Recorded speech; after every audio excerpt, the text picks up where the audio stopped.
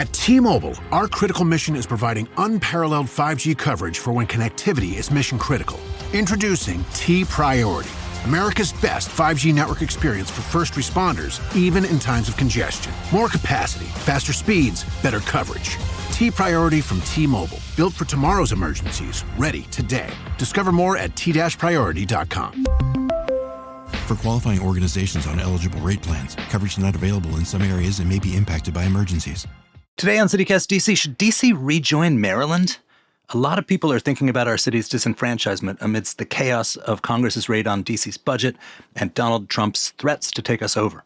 And in this crisis atmosphere, a once taboo notion has gotten some traction, and that notion is retrocession. It's the idea that instead of becoming the 51st state, Washington should simply become part of Maryland. For years, David Krucoff was the lonely champion of this cause. He's with me today to explain why he thinks it's the best way forward. Today is Monday, March 17th. I'm Michael Schaefer, and here's what DC's talking about.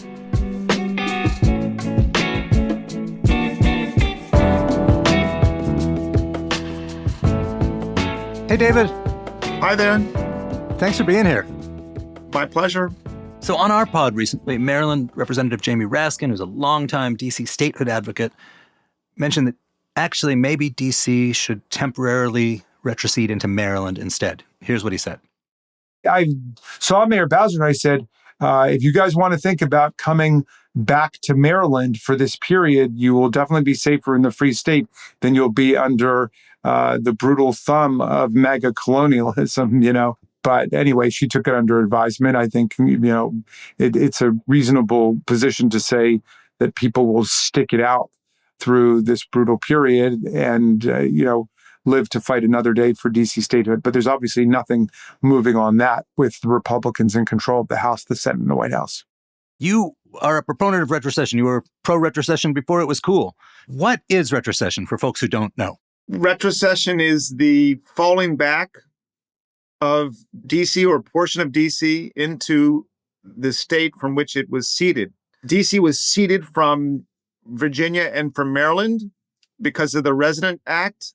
And then when the Virginia side fell back, it retroceded. I see. And that's what we now call Arlington and Alexandria.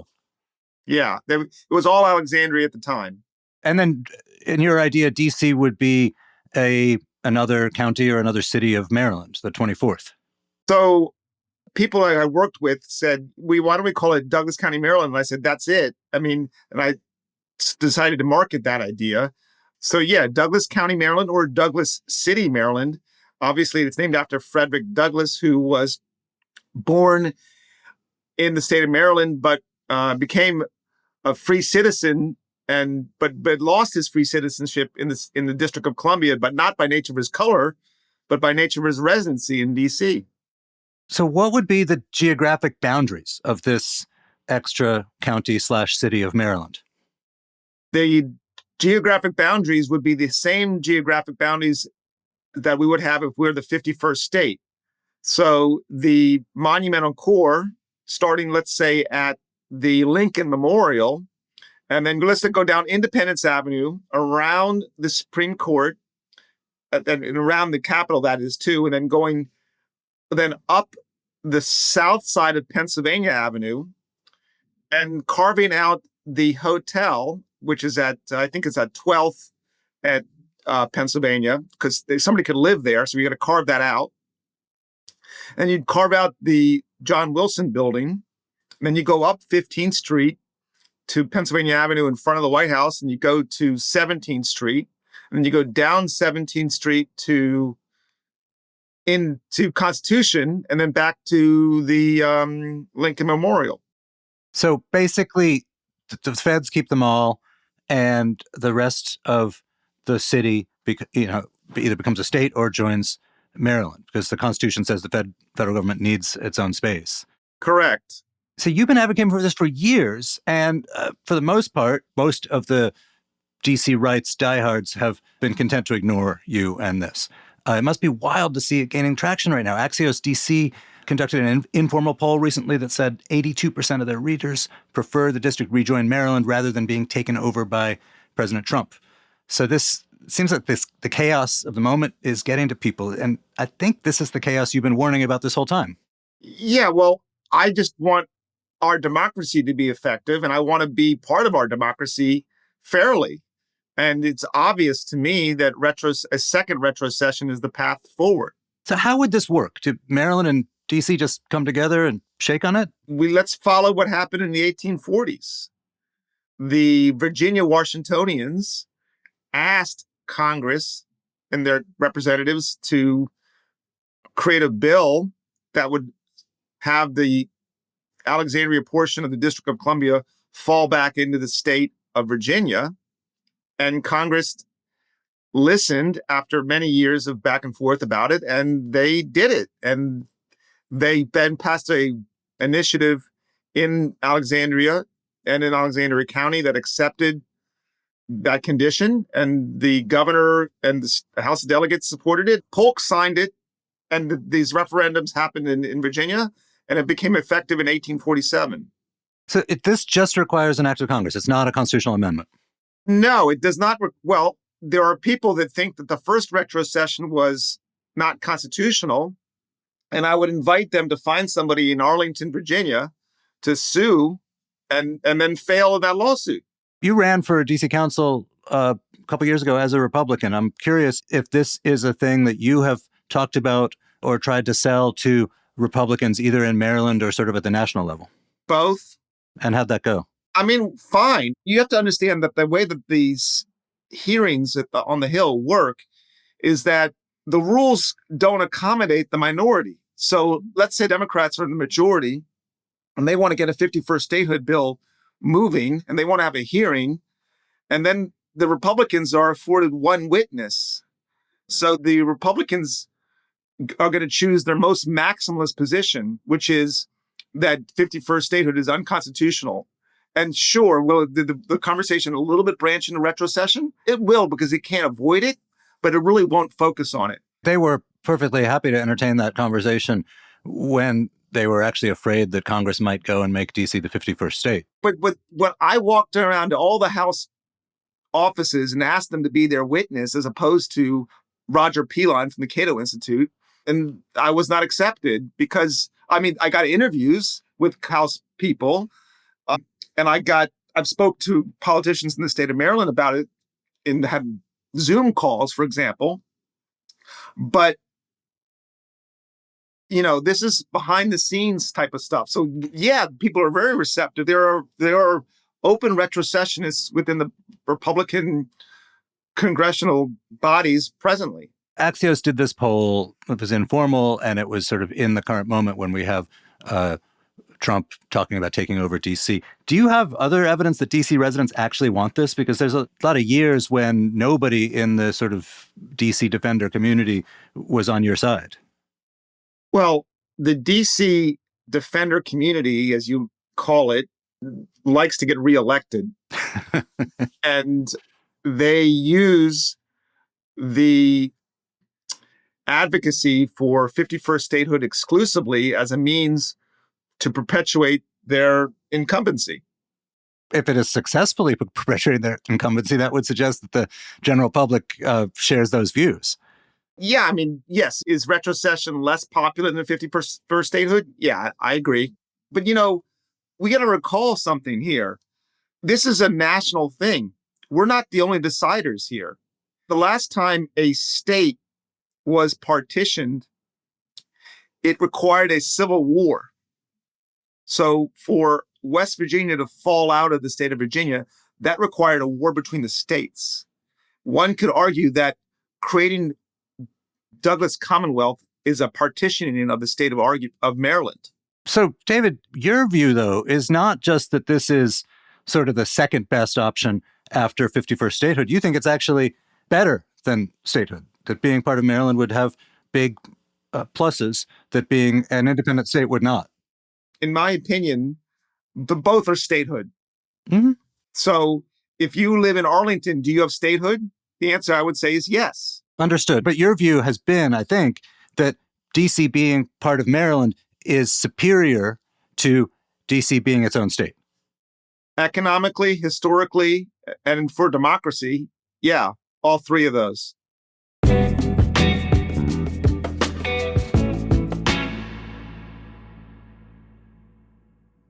After the Fact, a podcast by Pew, keeps it real with data-driven insights on today's big issues. No spin, just facts, mixed with stories from experts, policymakers, and people making a difference.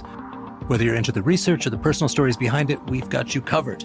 So what are you waiting for? Listen to After the Fact wherever you get your podcasts. Now selling. The Sydney brings 48 boutique condominiums to DC's Union Market District, where modern living meets unbeatable convenience. Tour our 2 new model homes and experience these stunning residences. Choose from 1 bedrooms starting in the low 300s, 1 bedroom plus dens from the low 400s, and 2 bedrooms from the low 500s, plus secure garage parking. Situated on Florida Avenue Northeast, the Sydney offers prime access to H Street's dining, nightlife, and Union Market's artisanal shops, all with easy metro access. Visit thesydneydc.com to schedule your tour today. This episode is sponsored by Babbel. Are you holding back on foreign travel plans this year because you're afraid of the language gap? I'm not, because I have Babbel. I'm David Plotz, the CEO of CityCast, and I'm learning Spanish on Babbel, getting ready for a trip to Mexico City. Babbel is the language learning app that gets you talking. Babbel's quick 10-minute lessons, handcrafted by over 200 language experts, get you to begin speaking your new language in 3 weeks or at whatever pace you choose. Babbel's tips and tools are inspired by the real-life stuff you actually need when communicating. With a focus on conversation, you'll be ready to talk wherever you go. Babbel has given me great lessons on getting directions, ordering in a restaurant, and making plans. And of all the things I'm doing in Mexico City, I'm probably most excited about the soccer game we're going to. So I was excited to learn how to cheer from Babbel. That'll be me you'll hear yelling, "Fuerza Tigres! Fuerza Tigres!" With over 16 million subscriptions sold, Babbel's 14 award-winning language courses are backed by a 20-day money-back guarantee. Let's get more of you talking in a new language. Babbel is gifting our listeners 60% off subscriptions at babbel.com/citycast. Get up to 60% off at babbel.com/citycast. Spelled BABBEL.com/citycast.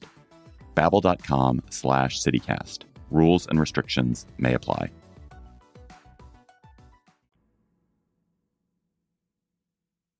Make the case for me. Like, why is being part of Maryland better than being its own state? Well, first off, I want to state that the notion that we are special is not necessarily a good thing. We're disenfranchised. The only way that Washingtonians have ever regained our enfranchisement or access to Article 1 of the Constitution is through the process of retrocession. So it's historically significant. Secondly, in the economics of it, the District of Columbia has carve-outs and special things from the federal government that we're going to lose one way or another. We could have less state government and therefore have more economies of scale.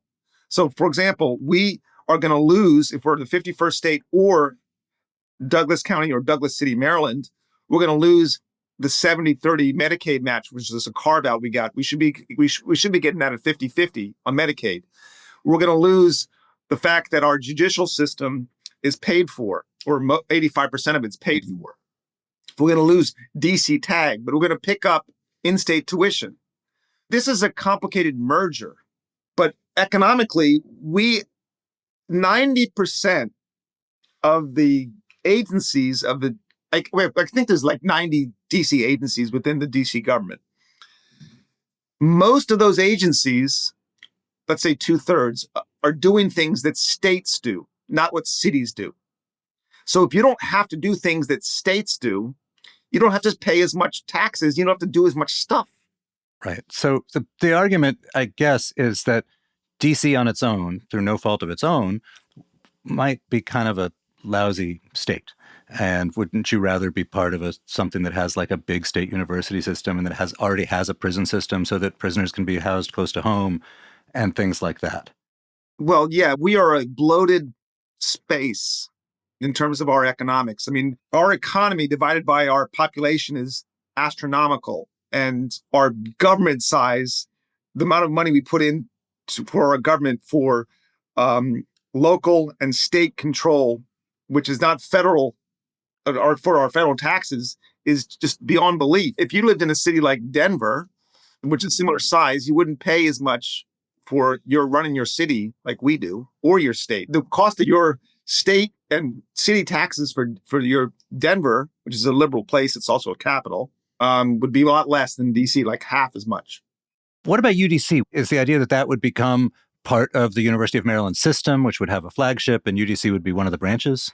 Absolutely. I mean, I've always thought that UDC could become like Montgomery College. My son went to Montgomery College for 2 years. At this point, I lived in Maryland. Then he went on to a major university after that. But you could go to UDC for 2 years, and then you could go to Maryland. Or you could go to UDC the whole time.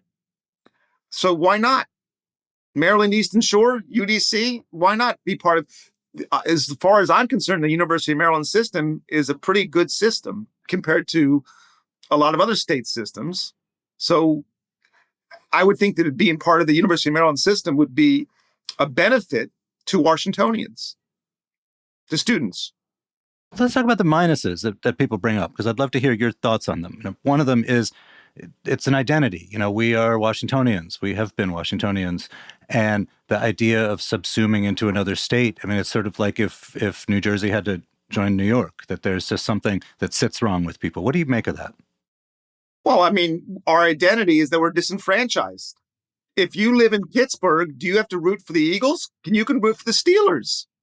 I'm not going to root for the Baltimore Orioles. Okay? I'm not. I'm going to root for the Washington Nationals. My identity is not changed. It's enhanced.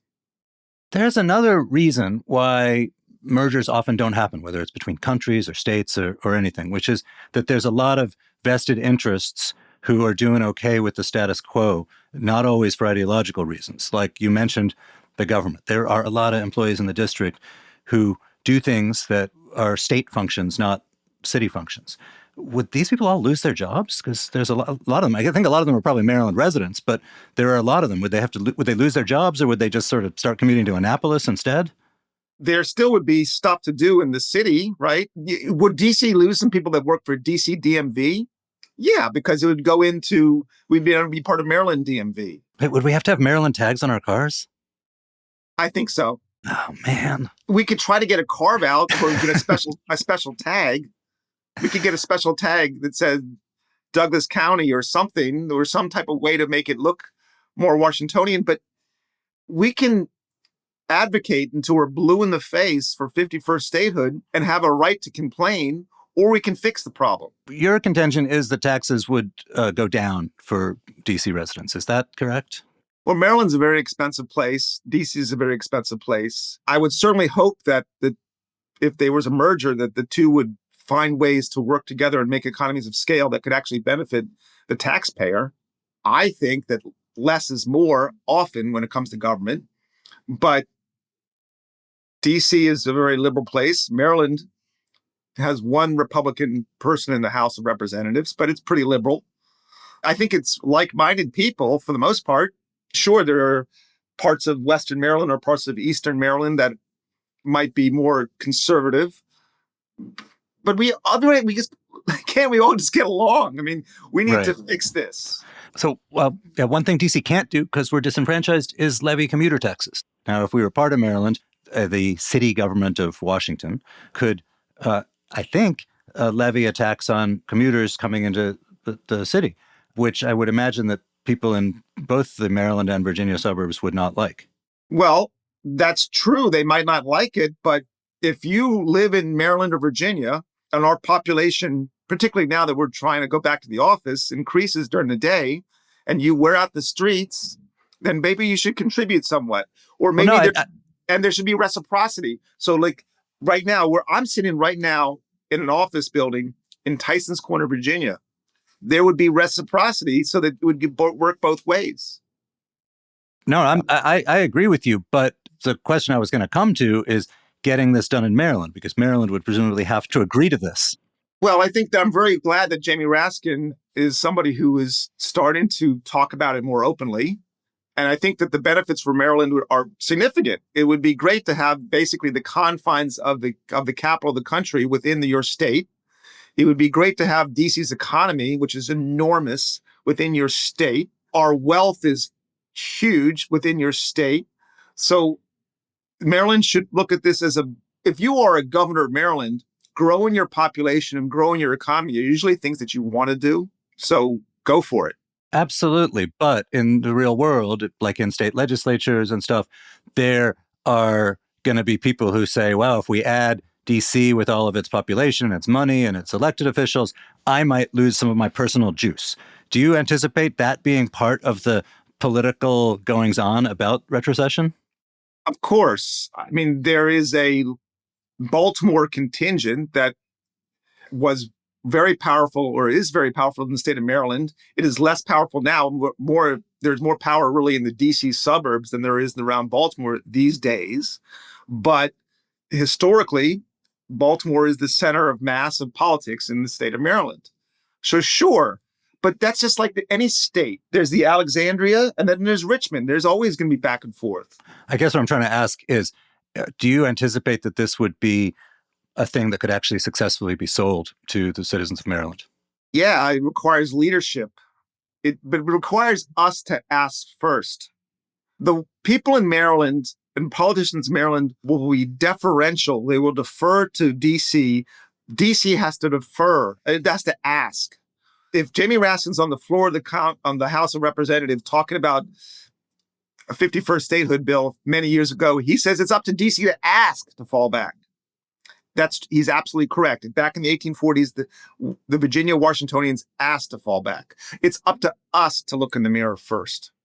So I was struck that Jamie Raskin, who is a longtime, way before he was in politics, statehood advocate, would broach this subject because it's a sort of a taboo among some of the activist community. Well, it should not be a taboo. Whether or not it shouldn't, but do you read anything significant into him even broaching the subject? Yeah. I mean, the conditions have become so bad for our disenfranchisement. Our lack of self-determination is so bad now that you have to recognize our condition. It's more in our face than ever. But he is deferential. Like I said, Marylanders are deferential to, and he's part of the civil rights establishment. He used to work with Jesse Jackson. Eleanor Holmes Norton has been a very influential person on the Hill. So he doesn't want to encroach upon people's sensibilities, but at the same time, he's never been opposed to retrocession. He's just been more about being part of the Democratic establishment and being rah-rah for the 51st statehood, which would also create 2 more senators, which is part of the reasons why it has no chance. And the way he tried to thread the needle when we spoke was that he suggested DC could become part of Maryland now to weather the storm, but then maybe go back and become its own, separate from Maryland sometime later. Is that possible? No, I think that's ridiculous. If you're going to start working on the merger and do the merger, you're not going to go back. This is an act of Congress. This is politics at the state level. It's at the politics at the national level. This is a rebirth of our democracy. This is a fundamental thing. There's 700,000 of us who don't have access to Article 1, but pay federal taxes and live in the confines of the capital of the country. This is not a temporary thing. And I think the current situation with the continuing resolution in Congress, $1 billion hole in the city budget, has sort of focused people's attention. I'm glad that it's focusing people's attention, but people's attention should be focused already. They should have been focused for generations. But the cult of personality that is 51st statehood and the advocacy of partisanship has superseded the logic here. Not just the logic, but has crowded out the passion. David, thank you so much for being here. I'm delighted to be here. I'd love to come back again if you'd ever like to talk about this. Thank you so much.